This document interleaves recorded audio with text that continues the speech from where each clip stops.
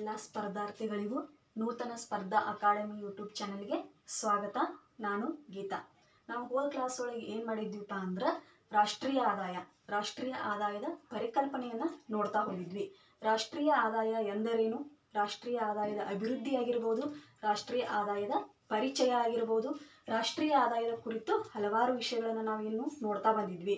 ರಾಷ್ಟ್ರೀಯ ಆದಾಯದ ಅಂದಾಜು ಆಗಿರ್ಬೋದು, ರಾಷ್ಟ್ರೀಯ ಆದಾಯದ ಅಂದಾಜು ಸಮಿತಿಗಳನ್ನು ಕೂಡ ನಾವೇನು ಮಾಡ್ತಿದ್ವಿ, ನೋಡ್ತಾ ಬಂದಿದ್ವಿ. ಹಾಗಾದ್ರೆ ರಾಷ್ಟ್ರೀಯ ಆದಾಯ ಅಂದಾಗ ನಾವೇನು ಮಾಡಿದ್ವಿ, ಅಷ್ಟು ವಿಷಯಗಳನ್ನು ತಿಳಿದುಕೊಂಡಾಗ ಈಗ ನೆಕ್ಸ್ಟ್ ಬರುವಂಥ ವಿಷಯ ಅದರೊಳಗೆ ಯಾವುದಪ್ಪ ಅಂದ್ರೆ ರಾಷ್ಟ್ರೀಯ ಆದಾಯದ ಪರಿಕಲ್ಪನೆಗಳು ಅಂಥೇಳಿ ಬರ್ತಾವ. ಅದಕ್ಕಿಂತ ಮುಂಚೆ ಈ ನಮ್ಮ ನೂತನ ಸ್ಪರ್ಧಾ ಅಕಾಡೆಮಿ ಯೂಟ್ಯೂಬ್ ಚಾನಲ್ಗೆ ಎಲ್ಲರೂ ಕೂಡ ಸಬ್ಸ್ಕ್ರೈಬ್ ಆಗ್ರಿ ಅಂತ ಕೇಳ್ಕೊಳ್ತಾ ಇವತ್ತಿನ ಕ್ಲಾಸನ್ನು ಸ್ಟಾರ್ಟ್ ಮಾಡೋಣ. ಹಾಗಾದ್ರೆ ರಾಷ್ಟ್ರೀಯ ಆದಾಯದ ಪರಿಕಲ್ಪನೆಗಳು ಇವತ್ತಿನ ಕ್ಲಾಸ್ ಒಳಗೆ ಏನು ನೋಡೋಣಪ್ಪ ಅಂದ್ರೆ ರಾಷ್ಟ್ರೀಯ ಆದಾಯದ ಪರಿಕಲ್ಪನೆಗಳು.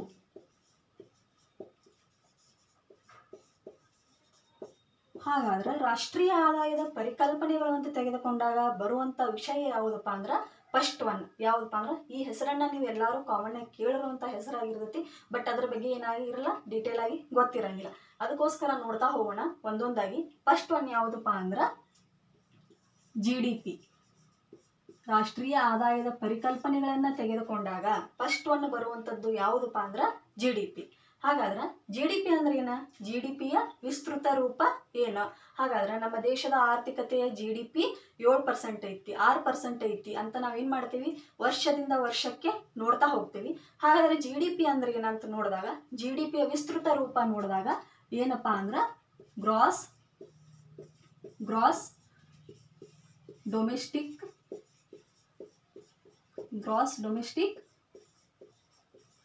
ಪ್ರಾಡಕ್ಟ್. GDPಯ ವಿಸ್ತೃತ ರೂಪ ಏನಪ್ಪಾ ಅಂದ್ರೆ ಗ್ರಾಸ್ ಡೊಮೆಸ್ಟಿಕ್ ಪ್ರಾಡಕ್ಟ್ ಅಂದ್ರೆ ಒಟ್ಟು ದೇಶೀಯ ಉತ್ಪನ್ನ.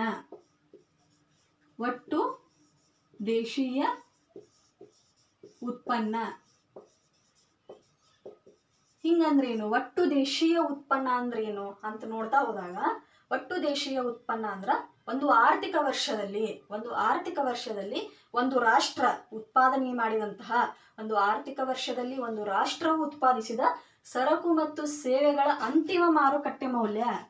ಸರಕು ಮತ್ತು ಸೇವೆಗಳ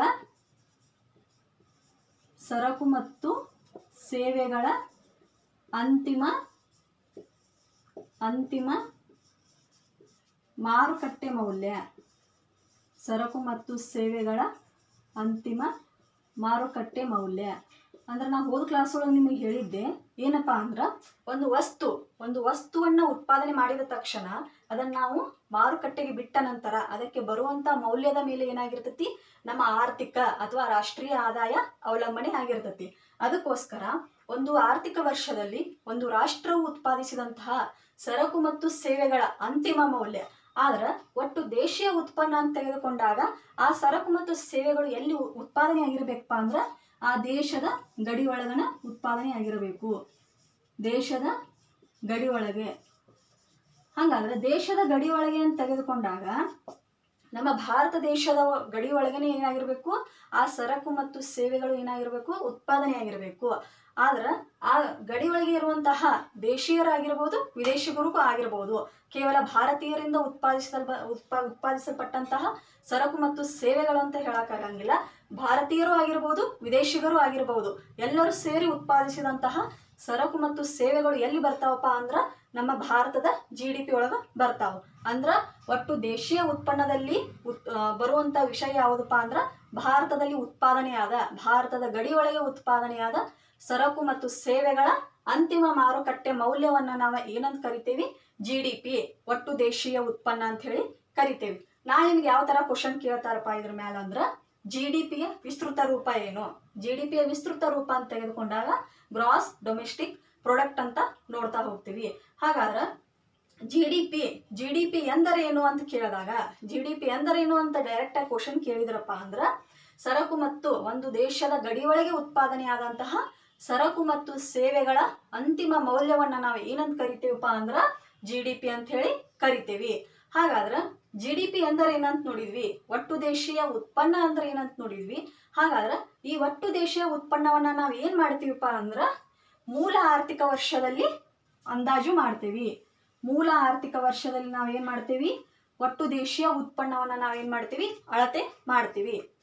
ಆ ಮೂಲ ವರ್ಷ ಯಾವುದಪ್ಪ ಅಂದ್ರೆ, ಮೂಲ ವರ್ಷ ಆರ್ಥಿಕ ಮೂಲ ವರ್ಷ ಅಂತೇಳಿ ಯಾವನ್ನ ಕರಿತೀವಿ ನಾವು ಅಂದ್ರೆ 2011 ಮತ್ತು 12.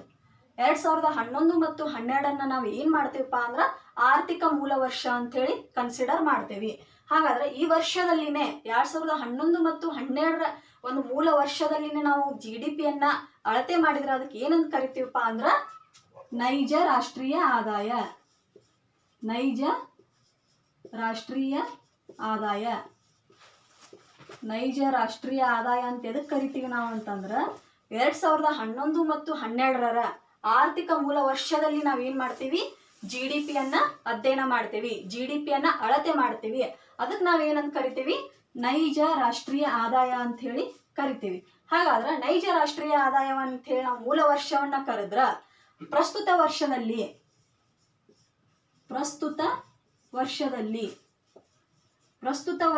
ನಾವೇನಾದ್ರೂ GDP ಅಳತೆ ಮಾಡಿದ್ರ, ಪ್ರಸ್ತುತ ವರ್ಷದಲ್ಲಿ ನಾವು GDP ಅಳತೆ ಮಾಡಿದ್ರ, ಎಕ್ಸಾಂಪಲ್ 2021-22 ನಾವೇನಾದ್ರೂ GDP ಅಳತೆ ಮಾಡಿದ್ರೆ ಅದಕ್ಕೆ ಏನಂತ ಕರಿತೀವಪ್ಪ ಅಂದ್ರೆ ನಾಮಮಾತ್ರ ರಾಷ್ಟ್ರೀಯ ಆದಾಯ. ನಾಮಮಾತ್ರ ರಾಷ್ಟ್ರೀಯ ಆದಾಯ ಏನಂತ ಕರಿತೀವಿ, ಪ್ರಸ್ತುತ ವರ್ಷದಲ್ಲಿ ನಾವೇನಾದ್ರೂ GDP ಅಳತೆ ಮಾಡಿದ್ರ ಏನಂತ ಕರಿತೀವಪ್ಪ ಅಂದ್ರೆ ನಾಮಮಾತ್ರ ರಾಷ್ಟ್ರೀಯ ಆದಾಯ ಅಂತ ಹೇಳಿ ಕರಿತೀವಿ. ನಾಳೆ ಯಾವ ತರ ಕ್ವಶನ್ ಕೇಳ್ತಾರಪ್ಪ ಅಂದ್ರೆ ನೈಜ ರಾಷ್ಟ್ರೀಯ ಆದಾಯ ಎಂದರೇನು ಅಥವಾ ನಾಮಮಾತ್ರ ರಾಷ್ಟ್ರೀಯ ಆದಾಯ ಎಂದರೇನು ಅಂತ ಕೂಡ ಕ್ವಶನ್ ಕೇಳಬಹುದು. ಹಾಗಾಗಿ ನೈಜ ರಾಷ್ಟ್ರೀಯ ಆದಾಯ ಅಂತ ತೆಗೆದುಕೊಂಡಾಗ ಮೂಲ ವರ್ಷ ಬರುತ್ತೆ. ಪ್ರಸ್ತುತ ವರ್ಷದಲ್ಲಿ ಅಧ್ಯಯನ ಮಾಡಿದ್ರೆ ನಾವೇನಂತ ಕರಿತೀವಿ, ನಾಮಮಾತ್ರ ರಾಷ್ಟ್ರೀಯ ಆದಾಯ ಅಂತ ಹೇಳಿ ಕರಿತೀವಿ. ಹಾಗಾದ್ರೆ ಈ ಜಿಡಿಪಿಗೆ ಅತಿ ಹೆಚ್ಚು ಕೊಡುಗೆಯನ್ನು ಕೊಡುವಂತಹ ಒಂದು ರಾಜ್ಯ ಯಾವುದು? ನಮ್ಮ GDPಗೆ, ಭಾರತ ದೇಶದ ಒಂದು GDPಗೆ ಅತಿ ಹೆಚ್ಚು ಕೊಡುಗೆಯನ್ನು ಕೊಡುವಂತ ರಾಜ್ಯ ಯಾವುದಪ್ಪ ಅಂದ್ರೆ ಹೆಚ್ಚು ಕೊಡುಗೆಯನ್ನು ಕೊಡುವಂತಹ ರಾಜ್ಯ ಮಹಾರಾಷ್ಟ್ರ.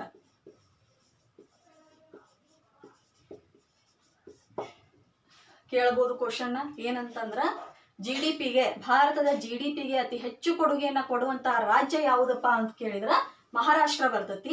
ಹಾಗಾದ್ರೆ ಇದೇ GDPಗೆ ಅತಿ ಕಡಿಮೆ ಕೊಡುಗೆಯನ್ನ ಕೊಡುವಂತಹ ರಾಜ್ಯ ಯಾವುದು? ಕಡಿಮೆ ಕೊಡುಗೆಯನ್ನ ಕೊಡುವಂತಹ ರಾಜ್ಯ ಯಾವುದು ಅಂತ ಕೇಳಿದ್ರೆ ಬಿಹಾರ್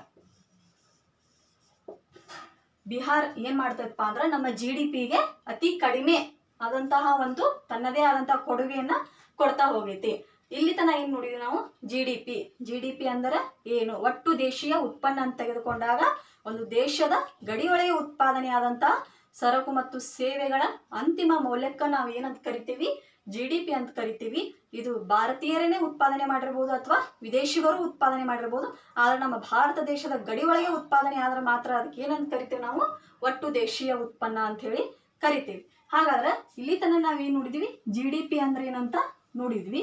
ಈಗ ನೆಕ್ಸ್ಟ್ ಬರುವಂತದ್ದು ಯಾವುದಪ್ಪ ಅಂದ್ರೆ NDP. GDP ಆದ ತಕ್ಷಣ ಬರುವಂತದ್ದು ಯಾವುದಪ್ಪ ಅಂದ್ರೆ NDP. ಹಾಗಾದ್ರೆ NDP ಅಂದ್ರೆ ಏನ, NDPಯ ವಿಸ್ತೃತ ರೂಪ ಏನಂತ ನೋಡಿದಾಗ ನೆಟ್ ಡೊಮೆಸ್ಟಿಕ್ ಪ್ರಾಡಕ್ಟ್,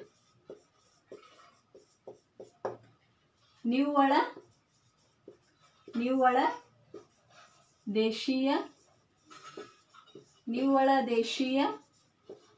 ಉತ್ಪನ್ನ, ನಿವ್ವಳ ದೇಶೀಯ ಉತ್ಪನ್ನ ಅಂತ ಹೇಳಿ ಕರಿತೇವೆ. ಹಾಗಾದ್ರೆ ನಿವ್ವಳ ದೇಶೀಯ ಉತ್ಪನ್ನ ಅಂದ್ರೆ ಏನ, ನಿವ್ವಳ ದೇಶೀಯ ಉತ್ಪನ್ನ ಅಂತ ತೆಗೆದುಕೊಂಡಾಗ ಒಟ್ಟು ದೇಶೀಯ ಉತ್ಪನ್ನ GDP ಮೈನಸ್ ಸವಕಳಿ ವೆಚ್ಚ, GDP ಮೈನಸ್ ಸವಕಳಿ ವೆಚ್ಚ. ಹಾಗಾದ್ರೆ NDP ಅಂದ್ರೆ ಏನ, GDP ಮೈನಸ್ ಸವಕಳಿ ವೆಚ್ಚ. ಹಾಗಾದ್ರೆ ಸವಕಳಿ ವೆಚ್ಚ ಅಂತ ಯಾಕೆ ಕರೆದ್ವಿ ನಾವು? GDP ಒಳಗ ಒಟ್ಟು ದೇಶೀಯ ಉತ್ಪನ್ನದೊಳಗ ಸವಕಳಿ ವೆಚ್ಚವನ್ನು ಯಾಕೆ ತೆಗಿಬೇಕು ಅಂತ ನೋಡಿದಾಗ ಸಂಪೂರ್ಣವಾಗಿ ನಾವು ಮಾಡಿದಂತಹ ಸರಕು ಮತ್ತು ಸೇವೆಗಳಿಗೆ ಮಾಡಿದಂಥ ವೆಚ್ಚ ಕೂಡ, ಸವಕಳಿ ವೆಚ್ಚ ಕೂಡ ತೆಗೆದಾಗ ನಮ್ಗೆ ಏನು ಸಿಗುತ್ತಂದ್ರೆ ನಿವ್ವಳ ದೇಶೀಯ ಉತ್ಪನ್ನ ಸಿಗುತ್ತ.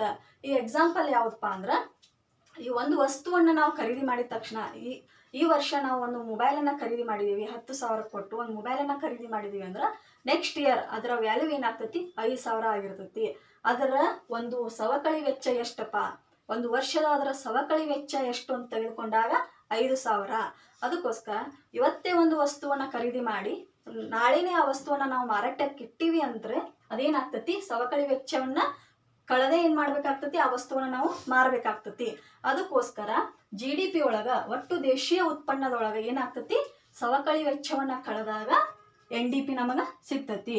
ಅಂದ್ರೆ ನಿವ್ವಳ ದೇಶೀಯ ಉತ್ಪನ್ನ. ನಿವ್ವಳ ದೇಶೀಯ ಉತ್ಪನ್ನ ಏನಾಗ್ತತಿ ನಮಗೆ ಸಿಗ್ತದಂತ ಹೇಳ್ಬೋದು. ಏನು ನೋಡಿದ್ವಿ ನಾವು, ಕೇಳ್ಬೋದು ನಿಮ್ಮ ಕ್ವಶನ್ ಏನಪ್ಪ ಅಂದ್ರೆ NDPಯ ವಿಸ್ತೃತ ರೂಪ ಏನು, NDPಯ ವಿಸ್ತೃತ ರೂಪ ಏನಂತಂದಾಗ ನೆಟ್ ಡೊಮೆಸ್ಟಿಕ್ ಪ್ರಾಡಕ್ಟ್ ಅಂತ ಹೇಳಿ ನೋಡ್ಬೋದು. ಹಾಗಾದ್ರೆ ಇದೇ NDPಯನ್ನ ಪಡಿಬೇಕಾದ್ರೆ ನಾವು ಏನು ಮಾಡಬೇಕು ಅಂತ ಕ್ವಶನ್ ಕೇಳಿದಾಗ GDP ಮೈನಸ್ ಸವಕಳಿ ವೆಚ್ಚ, GDP ಮೈನಸ್ ಸವಕಳಿ ವೆಚ್ಚ ಅಂತ ನೋಡಿದಾಗ ನಮ್ಗೆ ಏನು ಸಿಗುತ್ತಾ, ನಿವ್ವಳ ದೇಶೀಯ ಉತ್ಪನ್ನ ಸಿಗ್ತಾ ಹೋಗ್ತತಿ. ಹಾಗಾದ್ರೆ ಇಲ್ಲಿ ತನಕ ನಾವೇನು ನೋಡಿದ್ವಿ, GDP ಮತ್ತು NDPಯನ್ನ ನೋಡಿದ್ವಿ. ಇದು ಕೇವಲ ನಮ್ಮ ದೇಶದ ಗಡಿ ಒಳಗೆ ಉತ್ಪಾದನೆ ಆಗುವಂತಹ ಸರಕು ಮತ್ತು ಸೇವೆಗಳ ಅಂತಿಮ ಮಾರುಕಟ್ಟೆ ಮೌಲ್ಯದ ಬಗ್ಗೆ ನೋಡಿದ್ವಿ.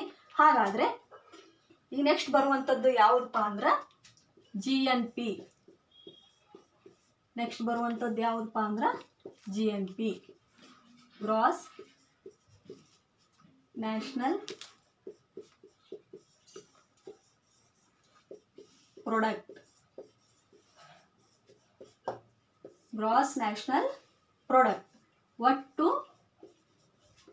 ರಾಷ್ಟ್ರೀಯ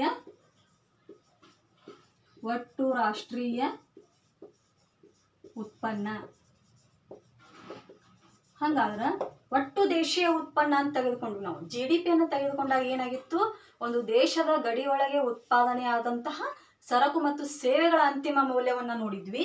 ಹಾಗಾದ್ರೆ ಒಟ್ಟು ರಾಷ್ಟ್ರೀಯ ಉತ್ಪನ್ನ ಅಂತ ತೆಗೆದುಕೊಂಡಾಗ ಏನಾಗಿರ್ತತಿ, ಒಂದು ದೇಶದ ಗಡಿ ಒಳಗೆ ಆಗಿರ್ಬೋದು, ದೇಶದ ಗಡಿ ಹೊರಗೆ ಆಗಿರ್ಬೋದು, ಆದ್ರೆ ಏನಾಗಿರ್ಬೇಕು, ಆ ವಸ್ತುಗಳು ಭಾರತೀಯರಿಂದ ತಯಾರಿಸಲ್ಪಟ್ಟಿರಬೇಕು, ಭಾರತೀಯರಿಂದ ನಿರ್ಮಾಣ ಮಾಡಲ್ಪಟ್ಟಿರಬೇಕು. ಅದನ್ನ ಮಾತ್ರ ನಾವೇನಂತ ಕರಿತೀವಿ, ಒಟ್ಟು ರಾಷ್ಟ್ರೀಯ ಉತ್ಪನ್ನ ಅಂತ ಹೇಳಿ ಕರಿತೀವಿ. ಅಂದ್ರ ದೇಶದ ಗಡಿ ಒಳಗೇನೂ ಇರ್ಬೋದು, ದೇಶದ ಗಡಿ ಒಳಗೇನೂ ಇರ್ಬೋದು, ಗಡಿ ಹೊರಗೇನೂ ಇರ್ಬೋದು, ಗಡಿ ಒಳಗೆ ಅಥವಾ ಗಡಿ ಹೊರಗೆ. ಎಕ್ಸಾಂಪಲ್ ಯಾವಪ್ಪ ಅಂದ್ರೆ, ನಮ್ಮ ಭಾರತ ದೇಶದ ನಾಗರಿಕ ಅಥವಾ ಪ್ರಜೆ ಬೇರೆ ದೇಶಕ್ಕೆ ಹೋಗಿ ಒಂದು ಕಂಪನಿಯನ್ನ ಸ್ಟಾರ್ಟ್ ಮಾಡಿ ಅಲ್ಲಿ ತಯಾರಿಸಿದಂತಹ ಸಂಪನ್ಮೂಲ ಅಥವಾ ಸೇವೆಗೆ ಬರುವಂತ ಮೌಲ್ಯ, ಸೇವೆಗೆ ದೊರೆಯುವಂತ ಸ್ಯಾಲರಿ ಏನಾಗಿರ್ತದಪ್ಪ ಅಂದ್ರೆ ಭಾರತದ GNP ಒಳಗ ಸೇರ್ಪಡೆ ಆಗ್ತತಿ, ಭಾರತದ GNPಗೆ ಬಂದು ಸೇರ್ತತಿ. ಆ ಒಬ್ಬ ವ್ಯಕ್ತಿ ನಮ್ಮ ಭಾರತ ದೇಶವನ್ನು ಬಿಟ್ಟು ಬೇರೆ ಎಲ್ಲೇ ನೆಲೆಸಿದರೂ, ಯಾವುದೇ ದೇಶದಲ್ಲಿ ಹೋಗಿ ನೆಲೆಸಿ ಅಲ್ಲಿ ಉತ್ಪಾದನೆ ಮಾಡಿ ತನ್ನದೇ ಆದಂತಹ ಸಂಬಳವನ್ನ ಪಡೆದ್ರು ಕೂಡ ಅದೆಲ್ಲಿ ಬಂದು ಸೇರುತ್ತಪ್ಪ ಅಂದ್ರೆ GNP, ನಮ್ಮ ಭಾರತ ದೇಶದ GNPಗೆ ಬಂದು ಸೇರ್ತದಂತ ಹೇಳ್ಬೋದು. ಅಂದ್ರೆ ಒಟ್ಟು ರಾಷ್ಟ್ರೀಯ ಉತ್ಪನ್ನ ಅಂತ ತೆಗೆದುಕೊಂಡಾಗ ಒಟ್ಟು ಭಾರತೀಯರಿಂದ ನಿರ್ಮಾಣ ಮಾಡಲ್ಪಟ್ಟಂತಹ ಸರಕು ಮತ್ತು ಸೇವೆಗಳ ಅಂತಿಮ ಮೌಲ್ಯ ಅಂತ ಹೇಳ್ಬೋದು. ಅಂದ್ರೆ ಭಾರತದ ಗಡಿ ಒಳಗೇನೂ ಆಗಿರ್ಬೋದು, ಗಡಿ ಹೊರಗೇನೂ ಆಗಿರ್ಬೋದು, ಒಟ್ಟು ಭಾರತೀಯರಿಂದ ಸರಕು ಮತ್ತು ಸೇವೆಗಳ ಉತ್ಪಾದನೆ ಆಗಿರಬೇಕು. ಎಕ್ಸಾಂಪಲ್, ನಮ್ಮಲ್ಲಿರುವಂತಹ ಈಗ ಅಂಬಾನಿ ಆಗಿರ್ಬೋದು, ರಿಲಯನ್ಸ್ ಕಂಪ್ನಿಗಳಾಗಿರ್ಬೋದು, ಬೇರೆ ದೇಶದಲ್ಲಿ ಹೋಗಿ ಏನು ಮಾಡ್ತಿರ್ತಾವೆ, ಉತ್ಪನ್ನವನ್ನ ಪಡಿತಿರ್ತಾವೆ. ಅವು ಕೂಡ ಭಾರತ ದೇಶದ ಒಂದು ಉತ್ಪನ್ನಕ್ಕೆ, ಭಾರತ ದೇಶದ ರಾಷ್ಟ್ರೀಯ ಆದಾಯಕ್ಕೆ ಏನಾಗ್ತತಿ, ಸೇರ್ಪಡೆ ಆಗ್ತತಿ. ಅದನ್ನ ನಾವೇನಂತ ಕರಿತೀವಿ, ಒಟ್ಟು ರಾಷ್ಟ್ರೀಯ ಉತ್ಪನ್ನ ಅಂತ ಹೇಳಿ ಕರಿತೀವಿ. ಏನ್ ನೋಡಿದೀವಿ ನಾವು, GNP. ಹಂಗಾದ್ರೆ ಯಾವ ತರ ಕ್ವಶನ್ ಕೇಳ್ತಾರ ನಿಮಗಪ್ಪ ಅಂದ್ರ, GNPಯ ವಿಸ್ತೃತ ರೂಪ. GNPಯ ವಿಸ್ತೃತ ರೂಪ ಅಂತ ನೋಡಿದಾಗ ಗ್ರಾಸ್ ನ್ಯಾಷನಲ್ ಪ್ರಾಡಕ್ಟ್. ಹಾಗಾದ್ರೆ GDP ಅಂತ ತೆಗೆದುಕೊಂಡಾಗ ದೇಶದ ಗಡಿ ಒಳಗಂತ ಹೇಳಿದ್ವಿ, ಅಲ್ಲಿ ನಿಮ್ಗೆ ಕನ್ಫ್ಯೂಸ್ ಆಗ್ತತಿ. GNP ಅಂತ ತೆಗೆದುಕೊಂಡಾಗ ದೇಶದ ಗಡಿ ಒಳಗನೂ ಆಗಿರ್ಬೋದು, ದೇಶದ ಗಡಿ ಹೊರಗೂ ಆಗಿರ್ಬೋದು, ಉತ್ಪಾದನೆ ಆದಂತಹ ಸರಕು ಮತ್ತು ಸೇವೆಗಳ ಅಂತಿಮ ಮಾರುಕಟ್ಟೆ ಮೌಲ್ಯ ಏನಾಗಿರ್ತೈತಿ, ಒಟ್ಟು ರಾಷ್ಟ್ರೀಯ ಉತ್ಪನ್ನ ಆಗಿರ್ತೈತಿ ಅಂತ ಹೇಳ್ಬೋದು. ಹಾಗಾದ್ರೆ GNP ಅನ್ನು ನೋಡಿದ್ವಿ. ನೆಕ್ಸ್ಟ್ ಬರುವಂಥದ್ದು ಯಾವುದಪ್ಪ ಅಂದ್ರೆ NNP. ನೆಕ್ಸ್ಟ್ ಬರುವಂಥದ್ದು ಯಾವುದಪ್ಪ ಅಂದ್ರೆ NNP, ನೆಟ್ ನ್ಯಾಷನಲ್ ಪ್ರಾಡಕ್ಟ್. ಹಿಂಗಂದ್ರೇನ? ನೆಟ್ ನ್ಯಾಷನಲ್ ಪ್ರಾಡಕ್ಟ್ ಅಂದ್ರೇನ? ನಿವ್ವಳ ರಾಷ್ಟ್ರೀಯ ಉತ್ಪನ್ನ. ನಿವ್ವಳ ರಾಷ್ಟ್ರೀಯ ಉತ್ಪನ್ನ ಹಿಂಗಂದ್ರೇನು? NNP. ಅಲ್ಲಿ ಏನ್ ನೋಡಿದ್ವಿ ನಾವು? GNP ಒಳಗ ಗ್ರಾಸ್ ನ್ಯಾಷನಲ್ ಪ್ರಾಡಕ್ಟ್ ಒಳಗೆ ಏನ್ ನೋಡಿದ್ವಿಪ್ಪ ಅಂದ್ರ ಅಲ್ಲಿ GDP ಮೈನಸ್ ಸವಕಳಿ ವೆಚ್ಚವನ್ನ ನೋಡ್ತಾ ಬಂದಿದ್ವಿ. GDP ಮೈನಸ್ ಸವಕಳಿ ವೆಚ್ಚ. NDP ಒಳಗೆ ಏನ್ ನೋಡಿದ್ವಿ? ನೆಟ್ ಡೊಮೆಸ್ಟಿಕ್ ಪ್ರಾಡಕ್ಟ್ ಒಳಗೆ ಏನ್ ನೋಡಿದ್ವಿಪ್ಪ ಅಂದ್ರ GDP ಮೈನಸ್ ಸವಕಳಿ ವೆಚ್ಚವನ್ನ ನೋಡಿದ್ವಿ. ಈ NNP ಒಳಗೆ ಏನ್ ಮಾಡ್ತೀವಪ್ಪ ಅಂದ್ರ GNP ಮೈನಸ್ ಸವಕಳಿ ವೆಚ್ಚ. GNP ಮೈನಸ್ ಸವಕಳಿ ವೆಚ್ಚ ಅಂದ್ರೆ ಏನ್ ಮಾಡ್ತೀವಿ ನಾವಿಲ್ಲಿ? ಒಟ್ಟು ರಾಷ್ಟ್ರೀಯ ಉತ್ಪನ್ನದಲ್ಲಿ ಏನ್ ಮಾಡ್ತೀವಿ? ಸವಕಳಿ ವೆಚ್ಚವನ್ನ ಕಳೆದಾಗ ನಮಗೆ ಏನ್ ಸಿಗುತ್ತಪ್ಪ ಅಂದ್ರ NNP ಸಿಗುತ್ತ. ಅದಕ್ಕೋಸ್ಕರ ನಾವೇನ್ ಮಾಡ್ತೀವಿ? GNP ನಮ್ಮ ದೇಶದಿಂದ ಆಗಿರ್ಬೋದು ಅಥವಾ ಬೇರೆ ದೇಶದಿಂದ ಆಗಿರ್ಬೋದು, ರಫ್ತು ಮತ್ತು ಆಮದು ಸರಕುಗಳ ಒಂದು ಮೌಲ್ಯ, ಅದರಲ್ಲಿರೋ ಕಳೆಯುವಂತಹ ಖರ್ಚು ವೆಚ್ಚಗಳನ್ನ ಕಳೆದು ಏನ್ ಮಾಡ್ತೀವಿ ನಾವು? ಸವಕಳಿ ವೆಚ್ಚವನ್ನ ತೆಗೆದು NNP ನಿವ್ವಳ ರಾಷ್ಟ್ರೀಯ ಉತ್ಪನ್ನವನ್ನ ಪಡಿತಾ ಹೋಗ್ತೀವಿ.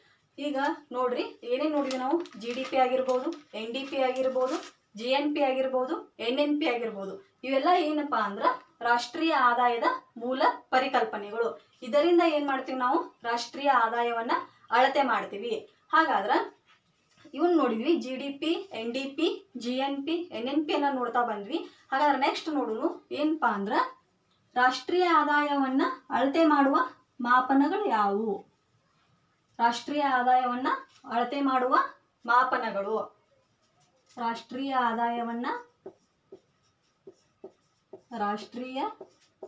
ಆದಾಯದ ಮಾಪನಗಳು. ಹಾಗಾದ್ರ ರಾಷ್ಟ್ರೀಯ ಆದಾಯವನ್ನ ನಾವು ಯಾವುದರಿಂದ ಮಾಪನ ಮಾಡ್ತೀವಿ? ರಾಷ್ಟ್ರೀಯ ಆದಾಯವನ್ನ ಯಾವುದರಿಂದ ಮಾಪನ ಮಾಡ್ತೀವಪ್ಪ ಅಂದ್ರ ಫಸ್ಟ್ ಒನ್ನ ಉತ್ಪನ್ನ ವಿಧಾನ. ಉತ್ಪನ್ನ ವಿಧಾನ ಅಂದ್ರ ಒಂದು ದೇಶ ಒಂದು ಆರ್ಥಿಕ ವರ್ಷದಲ್ಲಿ ಉತ್ಪಾದಿಸಿದಂತಹ ಸರಕು ಮತ್ತು ಸೇವೆಗಳ ಅಂತಿಮ ಮೌಲ್ಯವನ್ನ ನಾವ್ ಏನಂತ ಕರಿತೀವಿ? ಉತ್ಪನ್ನ ವಿಧಾನ. ಉತ್ಪನ್ನ ವಿಧಾನದ ಮೂಲಕ ನಾವ್ ಏನ್ ಮಾಡ್ತೀವಿ? ರಾಷ್ಟ್ರೀಯ ಆದಾಯವನ್ನ ಮಾಪನ ಮಾಡ್ತೀವಿ. ಅಂದ್ರ ಒಂದು ವರ್ಷದ ಅವಧಿಯಲ್ಲಿ ನಾವು ಏನ್ ಮಾಡೇವಿ? ಎಷ್ಟು ವಸ್ತುಗಳನ್ನ ಉತ್ಪಾದನೆ ಮಾಡೇವಿ, ಎಷ್ಟು ವಸ್ತುಗಳನ್ನ ಉತ್ಪಾದನೆ ಮಾಡಿ ಒಂದು ಮಾರಾಟಕ್ಕೆ ಇಟ್ಟಿದ್ದೇವಿ, ಮಾರುಕಟ್ಟೆಗೆ ಬಿಟ್ಟಿದ್ದೇವಿ, ಅದರಿಂದ ಬರುವಂತ ಮೌಲ್ಯ ಎಷ್ಟು ಅನ್ನೋದ್ರ ಮೇಲೆ ಏನಾಗಿರ್ತತಿ?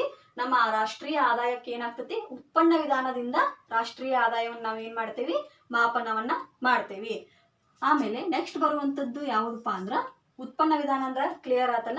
ಏನಪ್ಪಾ ಅಂದ್ರ ಒಂದು ದೇಶದಲ್ಲಿ ಒಂದು ಆರ್ಥಿಕ ವರ್ಷದಲ್ಲಿ ಉತ್ಪಾದನೆಯಾದಂತ ಸರಕು ಮತ್ತು ಸೇವೆಗಳ ಅಂತಿಮ ಮೌಲ್ಯವನ್ನ ನಾವ್ ಏನಂತ ಮಾಡ್ತೀವಪ್ಪ ಅಂದ್ರ ಉತ್ಪನ್ನ ವಿಧಾನದ ಮೂಲಕ ರಾಷ್ಟ್ರೀಯ ಆದಾಯವನ್ನ ಮಾಪನ ಮಾಡ್ತೀವಿ.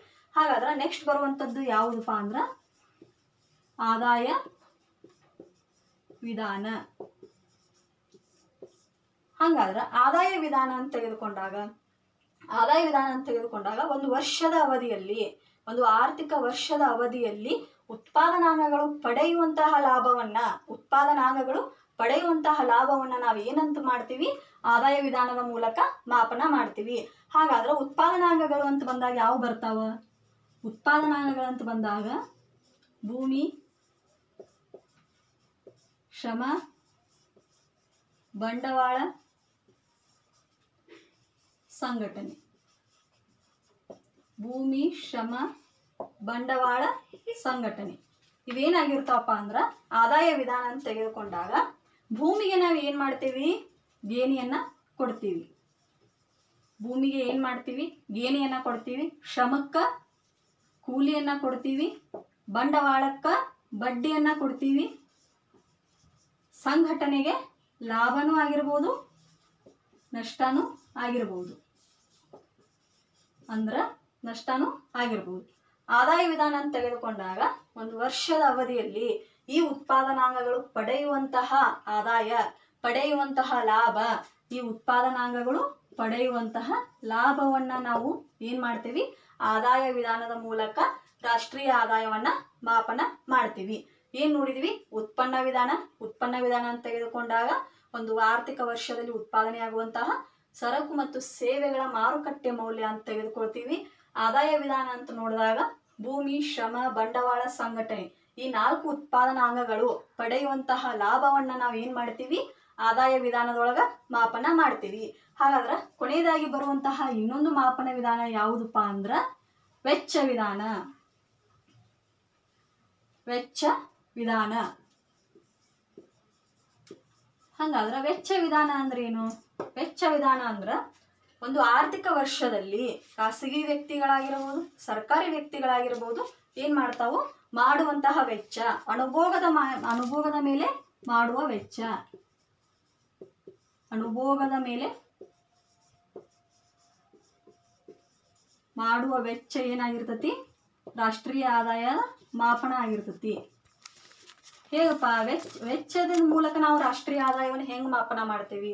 ವೆಚ್ಚದ ಮೂಲಕ ನಾವು ರಾಷ್ಟ್ರೀಯ ಆದಾಯವನ್ನ ಹೆಂಗ್ ಮಾಪನ ಮಾಡ್ತೀವಪ್ಪ ಅಂದ್ರ, ಒಬ್ಬ ವ್ಯಕ್ತಿ ತನಗೆ ಬರುವಂತಹ ಸಂಬಳವನ್ನ ಕೇವಲ ಠೇವಣಿ ಇಟ್ಟು, ಕೇವಲ ಬ್ಯಾಂಕಿನಲ್ಲಿ ಇಟ್ಟು ಅದನ್ನೇನ ಯಾವುದೇ ರೀತಿಯಾದಂತಹ ಅನುಭೋಗದ ಮೇಲೆ ವೆಚ್ಚ ಮಾಡ್ಲಿಲ್ಲಪ್ಪ ಅಂದ್ರ ನಮ್ಮ ರಾಷ್ಟ್ರೀಯ ಆದಾಯ ಏನಾಗಿರಲ್ಲ, ಸೇರ್ಪಡೆ ಆಗಂಗಿಲ್ಲ. ಏನಾಗ್ತತಿ? ರಾಷ್ಟ್ರೀಯ ಆದಾಯ ಕುಂಠಿತ ಆಗ್ತತಿ. ಆರ್ಥಿಕತೆ ಏನಾಗಂಗಿಲ್ಲ, ಅಭಿವೃದ್ಧಿ ಆಗಂಗಿಲ್ಲ. ಅದಕ್ಕೋಸ್ಕರ ಪ್ರತಿಯೊಬ್ಬ ವ್ಯಕ್ತಿಯು ತಾನು ಮಾಡುವಂತಹ ಅನುಭೋಗ ವೆಚ್ಚ ಏನಾಗಿರ್ತತಿ? ರಾಷ್ಟ್ರೀಯ ಆದಾಯ ಮಾಪನದ ಒಂದು ಮುಖ್ಯ ಅಂಶ ಆಗಿರ್ತತಿ ಅಂತ ಹೇಳ್ಬೋದು. ಇಲ್ಲಿ ತನಕ ನಾವು ಏನ್ ನೋಡಿದೀವಪ್ಪ ಅಂದ್ರ ರಾಷ್ಟ್ರೀಯ ಆದಾಯದ ಪರಿಕಲ್ಪನೆಗಳನ್ನ ನೋಡಿದ್ವಿ. GDP, NDP, NNP, GNPಗಳನ್ನ ನೋಡಿದ್ವಿ. ಆಮೇಲೆ ಏನ್ ನೋಡಿದ್ವಿ? ನಾವು ರಾಷ್ಟ್ರೀಯ ಆದಾಯದ ಮಾಪನಗಳನ್ನ ನೋಡಿದ್ವಿ. ಉತ್ಪನ್ನ ವಿಧಾನ ಆಗಿರ್ಬೋದು, ಆದಾಯ ವಿಧಾನ ಆಗಿರ್ಬೋದು ಮತ್ತು ವೆಚ್ಚ ವಿಧಾನ ಆಗಿರ್ಬೋದು. ಇವನ್ನೇನ್ ನೋಡ್ತಾ ಬಂದ್ವಿ? ರಾಷ್ಟ್ರೀಯ ಆದಾಯದ ಮಾಪನವನ್ನ ನೋಡ್ತಾ ಬಂದ್ವಿ. ಇಲ್ಲಿವರೆಗೂ ನಾ ಹೇಳಿದಂತ ಕ್ಲಾಸ್ ನಿಮ್ಗೆ ಅರ್ಥ ಆಗಿದ್ರ ಒಂದು ಲೈಕ್ ಅನ್ನ ಕೊಡಿ ಅಂತ ಹೇಳ್ತಾ, ಇಲ್ಲಿ ತನಕ ಕ್ಲಾಸ್ ನಿಮ್ಗೆ ಕ್ಲಿಯರ್ ಆಗಿದೆ ಅಂತ ಅನ್ಕೊಂಡು ಮುಂದಿನ ಕ್ಲಾಸ್ ಒಳಗ ಮುಂದಿನ ವಿಷಯವನ್ನ ಸಂಪೂರ್ಣವಾಗಿ ಅಧ್ಯಯನ ಮಾಡೋಣ ಅಂತ ಹೇಳ್ತಾ ಇಲ್ಲಿಗೆ ನನ್ನ ಕ್ಲಾಸನ್ನ ಮುಗಿಸ್ತೀನಿ. ಧನ್ಯವಾದಗಳು.